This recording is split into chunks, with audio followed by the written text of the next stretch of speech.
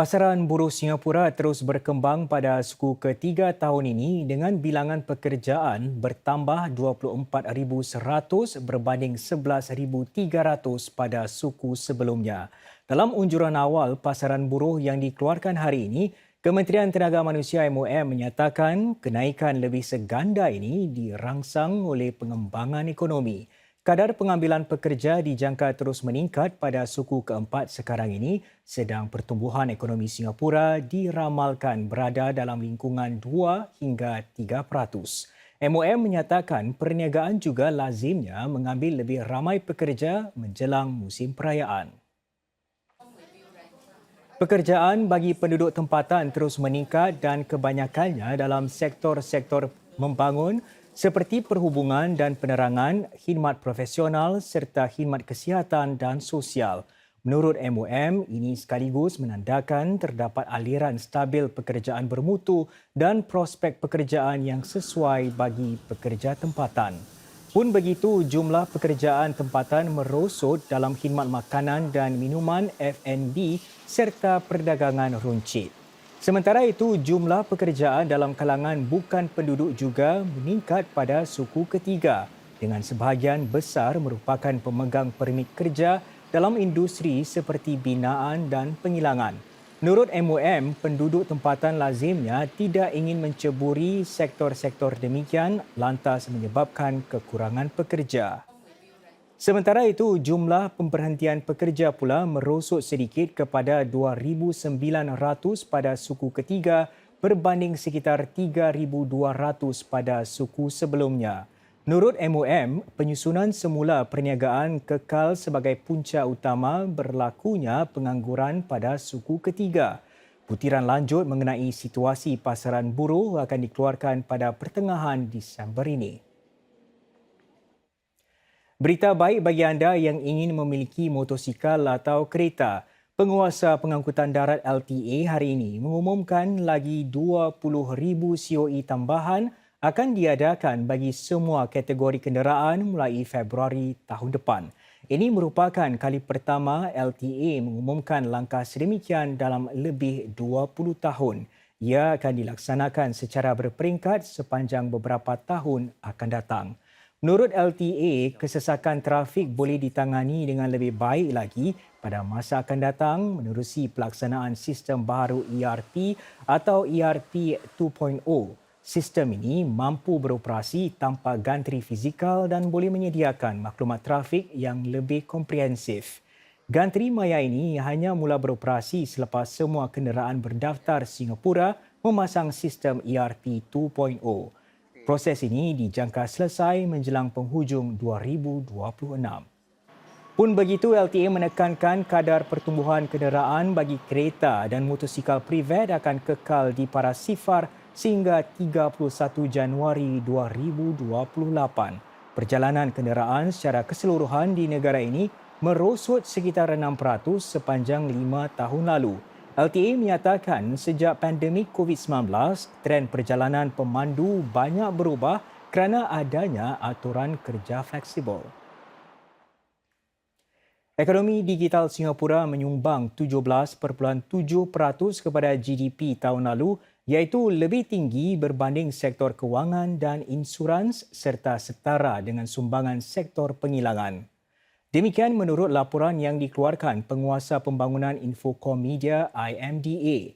Ini bermakna bagi setiap $6 yang disalurkan kepada ekonomi Singapura, $1 daripadanya datang daripada ekonomi digital yang jumlahnya secara keseluruhan adalah sekitar $113 bilion. Sepertiga daripada $113 bilion ini dipacu oleh sektor maklumat dan perhubungan. Bakinya sekitar $75 bilion pula hasil pendigitalan dalam sektor seperti kewangan, perdagangan borong dan pengilangan. Lebih banyak perusahaan kecil dan sederhana SME memanfaatkan alat digital dalam bidang seperti analisis data, pengkomputeran awan dan khidmat bayaran elektronik. SME yang memanfaatkannya melaporkan purata penjimatan kos sebanyak 48%. Langkah ini disokong oleh program IMDA seperti Pelan Industri yang menggariskan huraian digital khusus bagi pelbagai sektor. ataupun wadah mengumpul dana yang menyediakan lebih 13,000 alat digital untuk menangani cabaran yang dihadapi perniagaan. The tech sector remains a very key driver of Singapore's economy. The sector is also growing at more than twice the rate of the rest of the economy at approximately 12%. I think this underscores the critical need for, all companies, in particular SMEs, to embrace digitalization as both an enabler as well as a multiplier for growth. 8 perjanjian meliputi bidang seperti kecerdasan buatan AI dan tenaga nuklear awam dimeterai sempena kunjungan Putera Mahkota Abu Dhabi ke Singapura. Ini merupakan lawatan rasmi pertama Sheikh Khalid Muhammad Zaid Al Nahyan ke negara ini. Sheikh Khalid disambut dengan penuh istiada di bangunan Parlimen disusuli pertemuan bersama Perdana Menteri Lawrence Wong.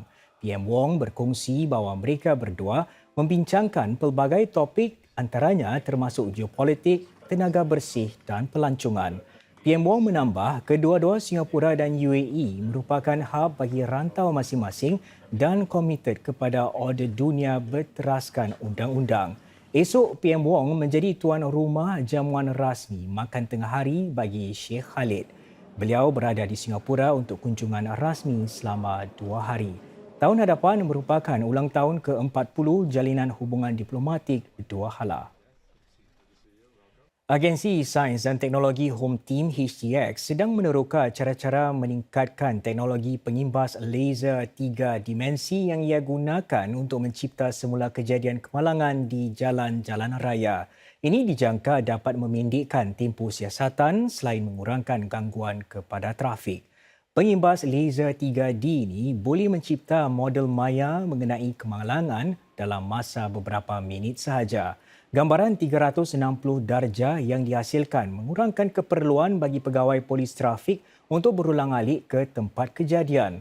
Teknologi ini dimanfaatkan sekitar 70 kali dalam setahun dan ia memberi gambaran semula sesuatu kemalangan dengan lebih tepat dan jelas. Ia berguna semasa temu bual dengan pihak-pihak terbabit serta prosiding mahkamah. When interviewing witnesses or suspects, we can use these detailed 3D models to help clarify their recollections, improve investigation outcomes, ultimately supporting our mission to uphold justice.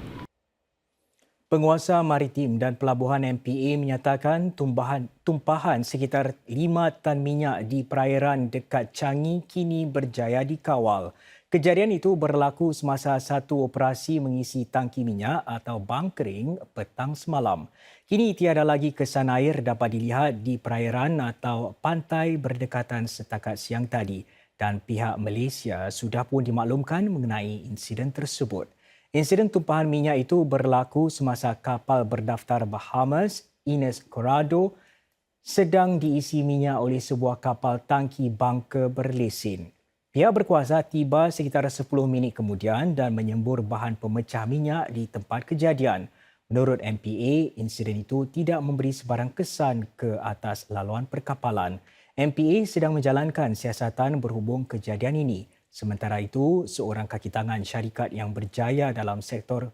bekerja dalam sektor pengisian minyak marin berkata, tangki seumpama itu biasanya direka bentuk untuk menangani tumpahan. The tank is supposed to have a high level alarm and high level alarm. So you see there are two steps of alarms here. And if tank overflow, first it will overflow to overflow tank, and there will be an overflow alarm is supposed to be activated, and the overflow will be contained in designated overflowing tanks.